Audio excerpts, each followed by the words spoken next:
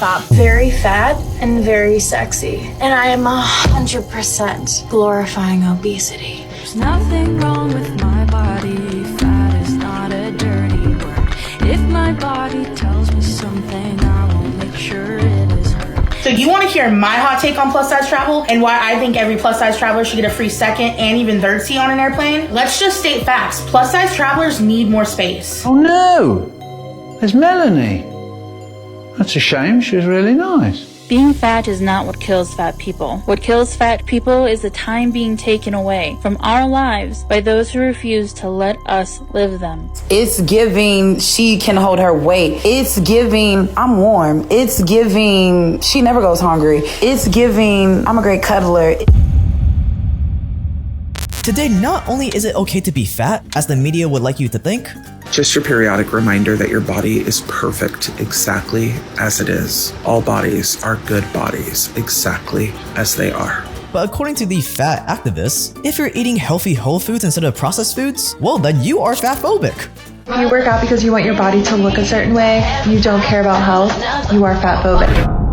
Yeah, what was wild is there was this university in Canada that removed all of the nutritional information, apparently, from the foods and that the students are getting on their meal plans because it was like too triggering to show the calories. There was a viral video that went around that was a woman who was, God, I want to think she was a professor somewhere, who was talking about avoiding certain foods is just fat phobic and it's not based in science and you shouldn't deny yourself donuts and that it's all, you know, to call some food junk food is incorrect. And it's like, how are you ever speaking publicly on it? According to them, by eating ultra-processed sugary foods filled with additives and chemicals, you are doing your part in standing up against fat phobia. Look at you, you warrior. Intentional weight loss, so you purposely saying, I want to lose 20 pounds, is fat phobic. But deep down, we all know that being fat can't be good for you, that it's not healthy or natural,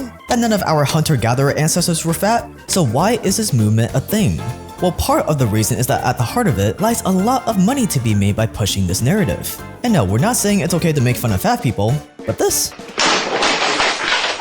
Come on.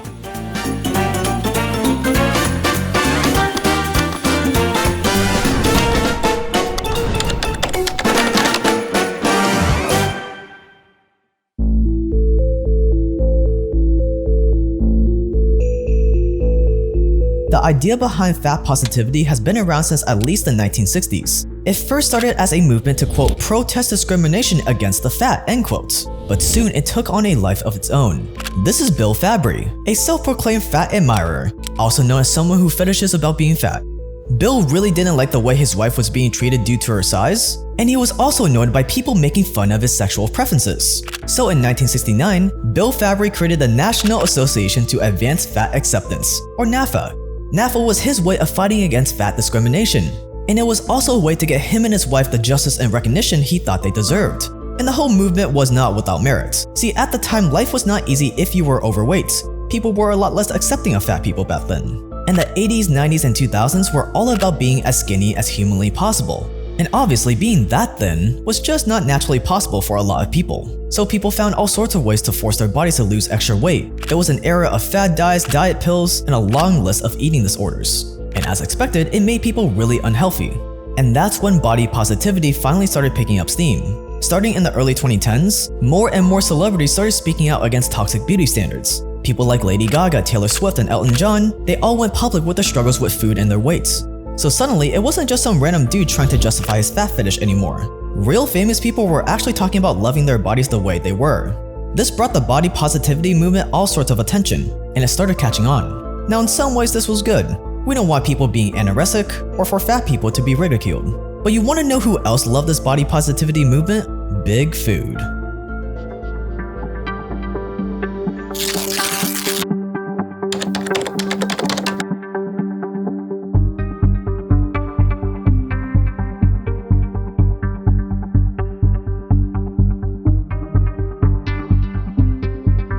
For decades, food manufacturers have been playing both sides. You would sell the masses highly processed unhealthy food that made them fat, and then you would turn around and create a low-fat diet alternative to give them the illusion of dieting. Take Heinz for example, a company known for its high sugar seed oil filled condiments like mayo and ranch. Heinz created a whole line of light alternatives for people trying to lose weight. Heinz also bought Weight Watchers in 1978 to make even more money by telling people not to eat their disgusting products. Or take Slim Fast for example, a meal replacement milkshake brand that was once owned by Unilever, the same company behind Ben & Jerry's ice cream and Wall sausages. See, you as Big Food have perfected the business model. Create a problem, sell a solution to that problem, and then sell a solution to the problem that your solution created. As long as people were chasing unrealistic body weights, you were raking in billions. I'm playing both sides so that I always come out on top. But then in the early 2010s, a whole new type of diet culture emerged. Suddenly, people weren't doing Weight Watchers or zero-fat diets anymore. They were turning to stuff like paleo, low-carb diets, veganism, and clean eating to lose weight. Instead of light mayo and diet soda, it was green juices and avoiding anything processed. No processed foods? Disgusting, right? It was a sad few years for food manufacturers as a whole. But as celebrities started talking about all this loving your body stuff, you saw a glimmer of hope on the horizon. I was body positive then and I'm body positive now. But it's not my job to validate how people feel about their bodies. Body positivity to me is exactly how we explore it in Shrill, which is like, it's kind of this ongoing battle and it's mostly internal. Because I'm tired of running myself into the ground with workouts and extreme dieting that like, I thought the past few years was recovery from an eating disorder when it actually was just completely falling into it. This was a golden opportunity you have been waiting for. See, as fat positivity became more mainstream, all of a sudden eating junk food became empowering. People were taking their anti-dieting a bit far. It is okay to be fat. Shit like this brings the movement down. Everyone's a feminist until there is a spider around. Turns out my body is average and I'm not fat. Now, if you promoted anything healthy, you were fat-phobic. You work out because you want your body to look a certain way. You don't care about health. You are fat phobic. And so fat positivity became a cash cow for Big Food, which got a lot of other industries thinking. If food companies could make billions telling people it was okay to be fat, why couldn't they do it too?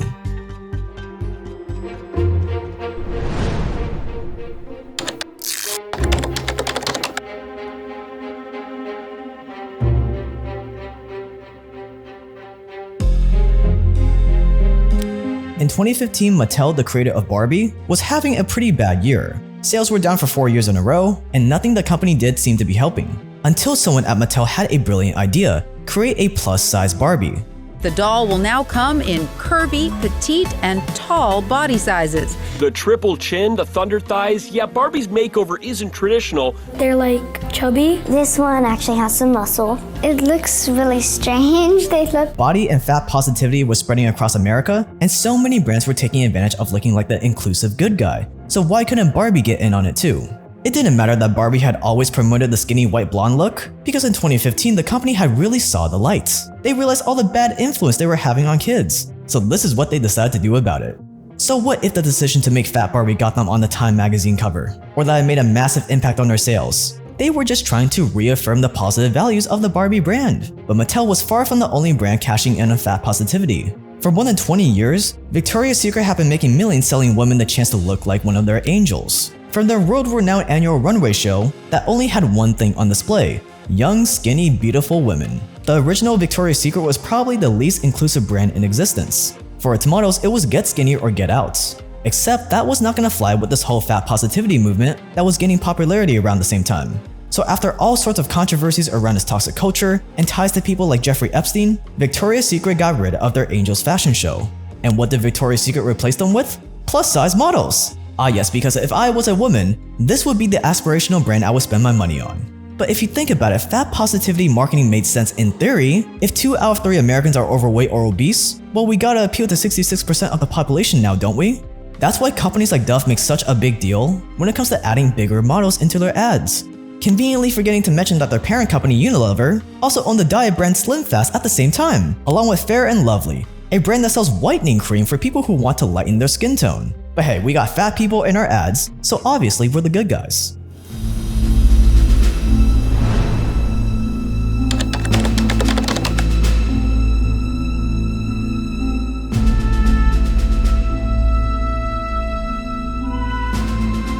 They say fat is the new sexy. Today, being fat isn't just something you should accept and not be ashamed of, it's something you should want. It doesn't matter if your weight is killing you or if you have obesity-related diseases. If you're overweight and proud of it, you're bound to find a community that agrees with you. And it's gotten even more toxic. Because the same people who used to preach about body positivity and inclusivity have become just as judgmental as the skinny culture before them.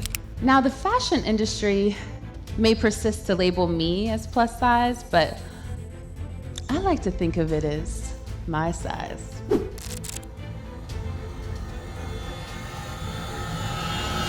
People are being shamed for calling themselves plus size because they're not fat enough. And even people who are body positive but want to lose weight for health and personal reasons are under fire. When the singer Adele managed to lose a lot of weight to deal with her anxiety, people said they felt betrayed by the fact that she wasn't fat anymore. This resonates with everybody. Delicious pasta resonates with everybody. That's why so many women were mad when Adele lost all that weight. Yes. They're like, no, bitch, I don't want to give up on this fucking pasta. Yeah. I was with you when you were big. Why wouldn't you want to applaud someone who did something that's really difficult to do and is now healthier? Yeah. If you are an Adele fan, wouldn't you want her to be healthier? Wouldn't you? I mean, you want her to be able to keep singing for longer, right? You love her. You want her to be healthier. One of the main things they found in New York City about people that caught COVID-19 that was a real problem was obesity. Big problem. She was, at one point in time, much larger, and now she's like really slim. And people are mad and saying, this is what they're saying, I don't want her to be applauded for losing weight as if it's some wording like this. Like that, I don't want to adhere to these beauty standards, that she's better looking because she lost weight. But she is. Yep. And you know that. The only reason why anybody would want to fight against that when so many people overwhelmingly think she looks better is because they don't want to look at themselves. It's that simple. They don't want to change. And they want you to they're trying to bully you into deciding they're beautiful if they're 210 pounds. Yeah. That's really what it is. It's like we're redefining beauty standards. You can't do that. Right. You can't decide that the way you look is what everybody should like. That's crazy. You can't do that. When the actress Rebel Wilson starred in Pitch Perfect, her contract blocked her from gaining or losing more than 10 pounds, because she just wouldn't be the same lovable, funny fat girl without all that extra weight. And when she actually lost a lot of weight later to help with her fertility issues, her transformation was called toxic and depressing. The fat positivity movement has completely spiraled out of control. 74% of Americans now are overweight or obese. Of that 74%, 42% are obese. And in some ethnic groups, that number of obese is over 50% of the population. And about 52% of American adults have essentially completely preventable prediabetes or type 2 diabetes. And of note, 90% do not know that they have it. This is Dr. Casey Means, by the way. She's the co-founder of Levels, a company that's helping people better understand how different foods affect their health. It's gone so far that people are refusing to be weighed at their doctor's office, and that anyone who talks about obesity-related diseases are committing hate crimes. When Cancer Research UK put out ads warning people that obesity causes cancer, and that obesity was the second biggest preventable cause of cancer after smoking, comedian Sophie Hagen seriously accused them of bullying, and said that being fat doesn't mean you're unhealthy. But is it true? Is it true that being fat does not mean that you're unhealthy?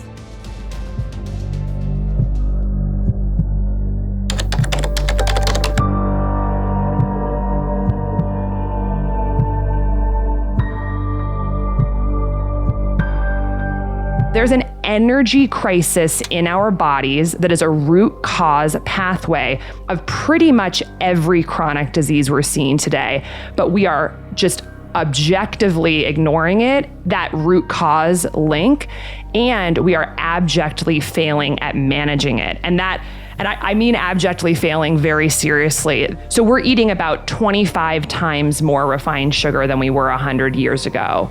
You know, around 100 pounds per year per person versus about 6 pounds in the 1800s. When you're fat, all of your body's natural processes, the things humans have been doing for thousands of years, become much harder. Having kids is harder when you're fat. Moving your body is harder when you're fat. Healing wounds and injuries take longer when you're fat. Even just breathing is harder when you're fat.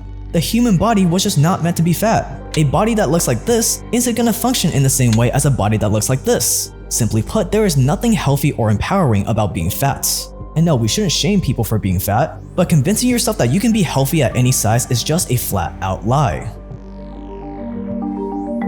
But that still begs the question, If you are overweight, how do you actually become healthier? Because contrary to popular belief, overweight people do not usually eat that much more food compared to the rest of us. Sometimes they do, but most of the time they don't. And yet, no matter how hard they try to diet and exercise, they can never seem to lose weight.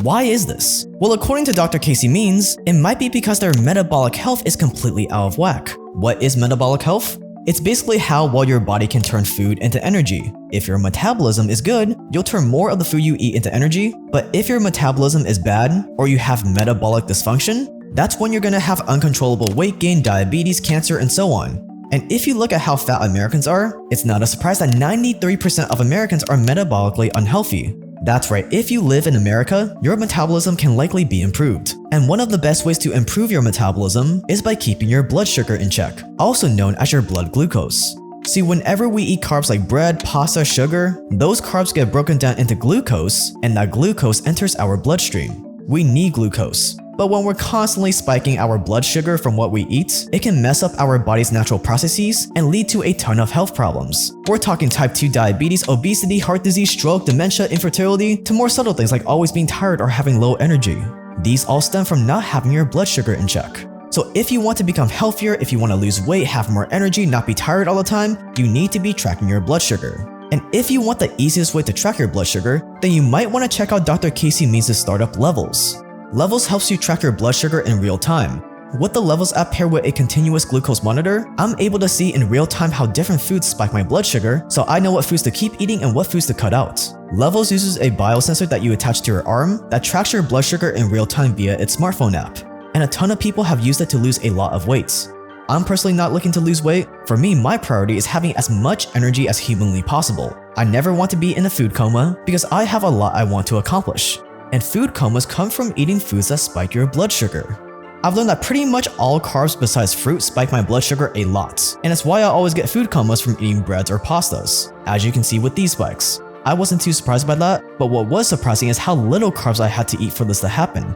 I could have a meal of mainly steak and a little potatoes or a little flour, and I would still get a giant spike. So now I know for sure that I should only eat meat and fruit throughout the day, while saving the heavy carbs for dinner. And setting up Levels is simple. You pick the sensor you want on their website. I chose Dexcom because it transmits data real-time via Bluetooth. You'll get your transmitters and sensors in the mail. And from there, you just follow their setup guide, attach the sensor to your arm. It feels like a little pinch, but then it feels like it's not even there. You then pair it with your phone and you're done. The sensor lasts 10 to 14 days depending on the model, and you can replace it while keeping the same transmitter. I'm excited to keep using Levels because there's still a lot of other foods I want to test out, and it's why I think everyone should try this at least once, even if you don't plan on wearing this forever. It's the first time you can get a near instant feedback loop without having to prick your finger, so you can optimize your health way faster. Over 50,000 people use Levels and they love it. So if you want to learn how different foods affect your health, go to levels.link/JakeTran today by scrolling down and clicking the link below.